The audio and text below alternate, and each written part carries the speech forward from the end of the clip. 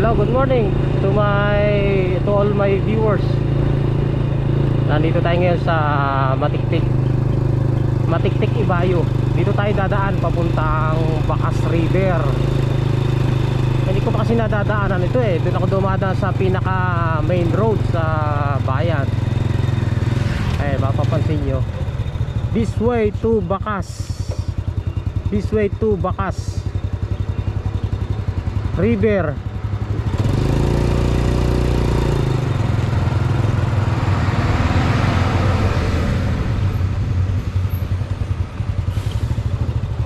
Ewan ko lang kung mayroong entrance dito. At na private ito eh.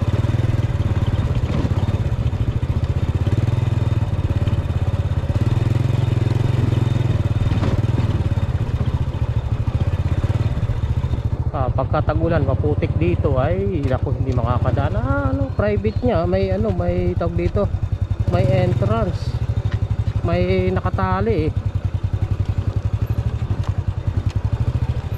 Motorcycle 20 pesos.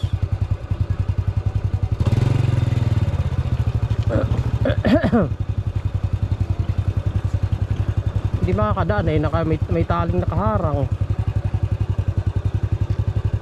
Motorcycle 20 pesos. Alamin natin ang daan dito kasi ang karaniwan daan dun sa main road, hindi dito, pero may daan din dito.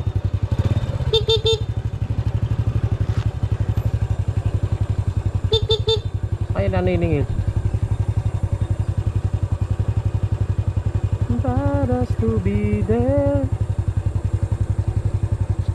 Tarungin natin. Ma'am, ilan po yung dadaanan na ganito? Wala na, isa lang. Ay, okay, isa lang. No problem. Sa ganito lang po ako. Pero bibigay na rin ako. Diyan lang ako kala Caroline Bulog nakatira eh.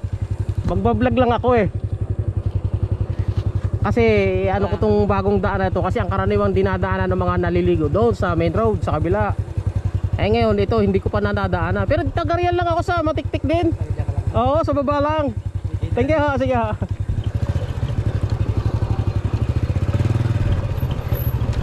Ayun guys, pay entrance na 20 pesos kung dadaan papunta dito.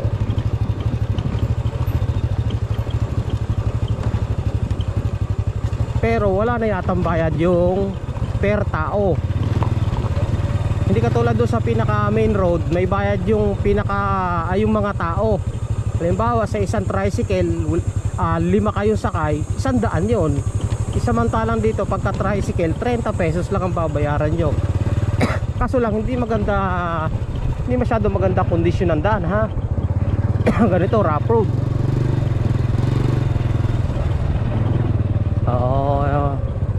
Ayun.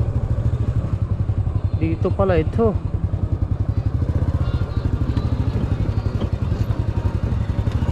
Mas malapit dito kumpara dun sa pipila ka ng pagkahaba-habang pila dun sa monitoring na naniningil ng per head, 20 pesos per head. Ayun.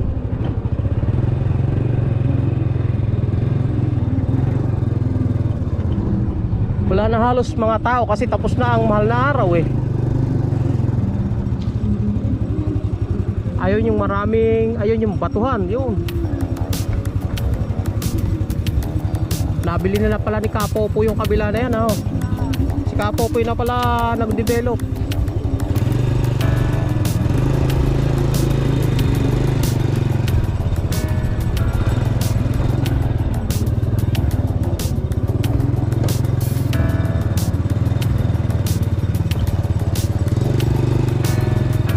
No cottage, no swimming. Oh, hindi ba tayo magsa-swimming eh?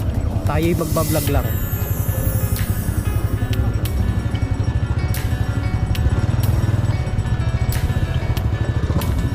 Nandun yung may mga ribulto sa likod ng na to, ng mapuno na to. So, kumbaga dumaan tayo dito sa back door. Hindi doon sa main road kasi andun ang main road eh. Punta ron. Kaya dito tayo dumaan.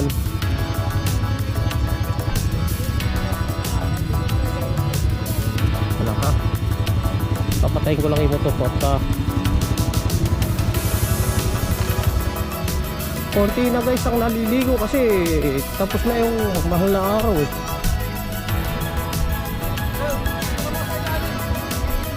Ito yung paliguan dito, medyo mabato. Medyo mabato siya. At pagka ito ay madulas, delikado sa mga bata. Pero ay, may mga bata nga naliligo eh.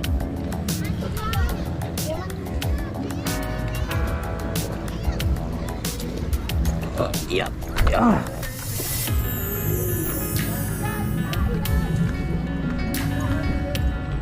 Pagka nagpapaulak ang gatdam, ito lubog to ng tubig.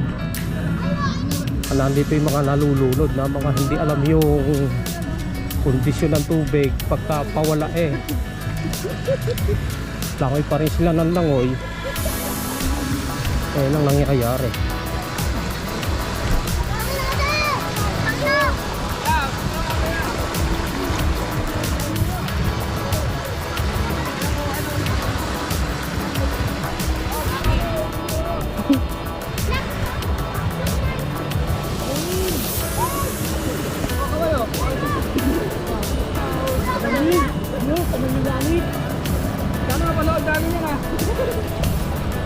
Kayo papanoorin.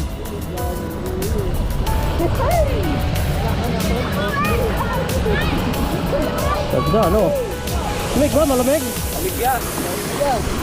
Masyado. Tama lang. Malalim niya pag mainit. Ayos yun. Baka, kasama pa naman kita mag-vlog. Dito, sa kabila. Uy, dito.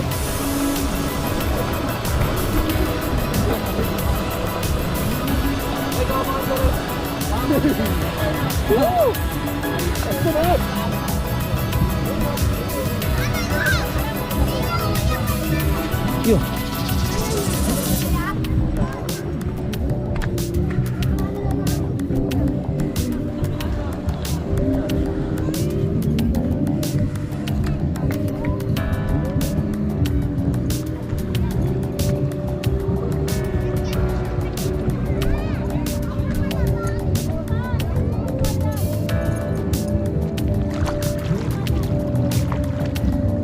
Tayo tawid para makita natin yung lugar.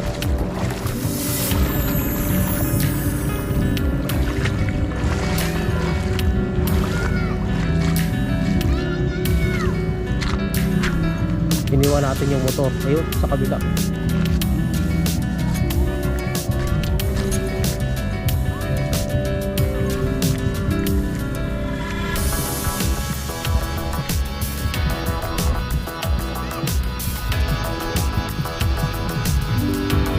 Maliit yung ilog, hindi nagpawala.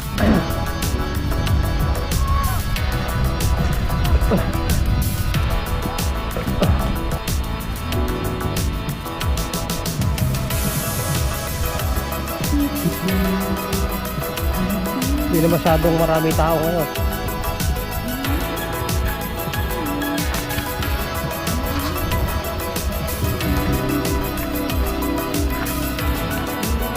Itong lugar na to dati hindi pa develop. Anong mabili ni Kapopoy at dinevelop na, maganda na.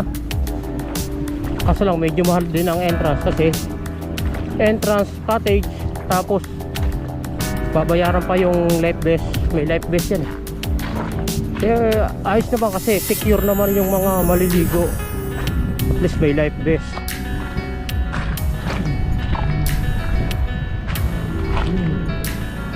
Masarap maligo pagka ganitong kakaunti tao, hindi nalalabo ilog eh. Eh pag napakarami, naku po, ay lumalabo ang ilog. Hindi maganda.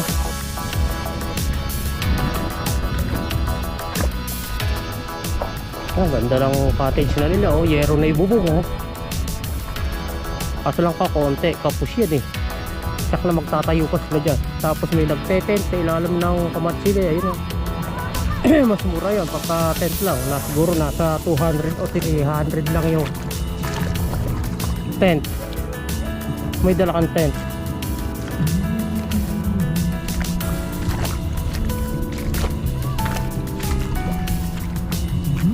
Dito madalas may nalulunod yan, yung may rebulto na yan.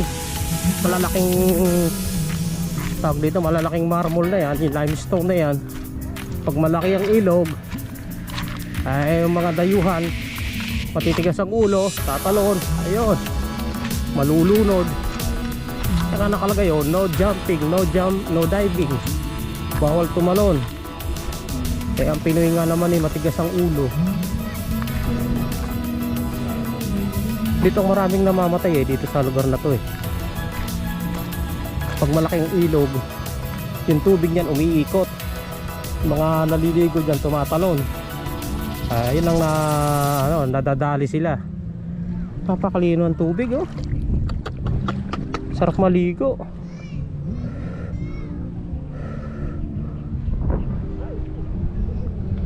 Pinaganda ni Kapopo yung lugar. Talagang dinevelop.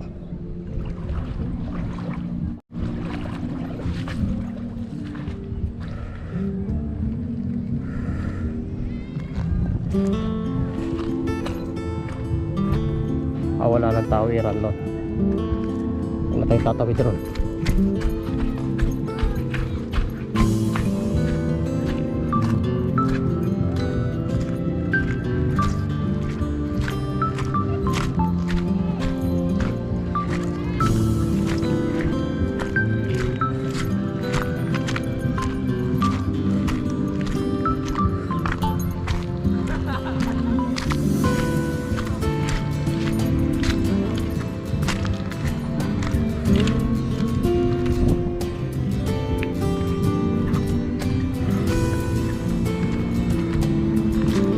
Ando ng maraming tao. Yun o. Mas maraming nakapwesto ron.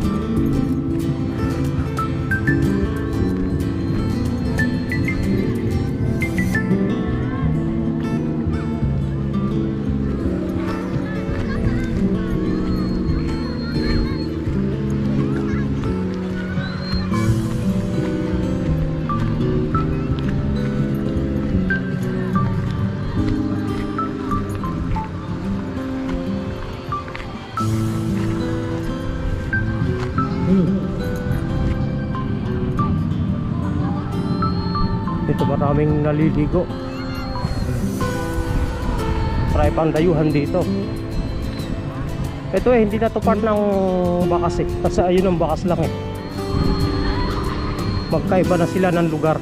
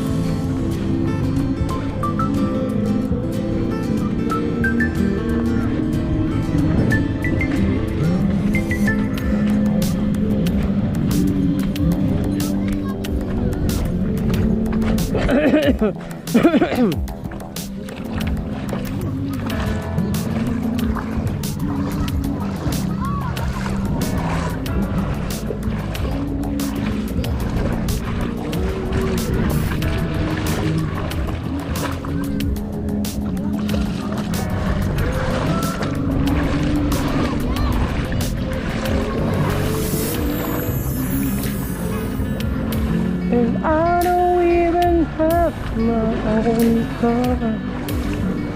Ilaw ng tubig. Sarap maligo.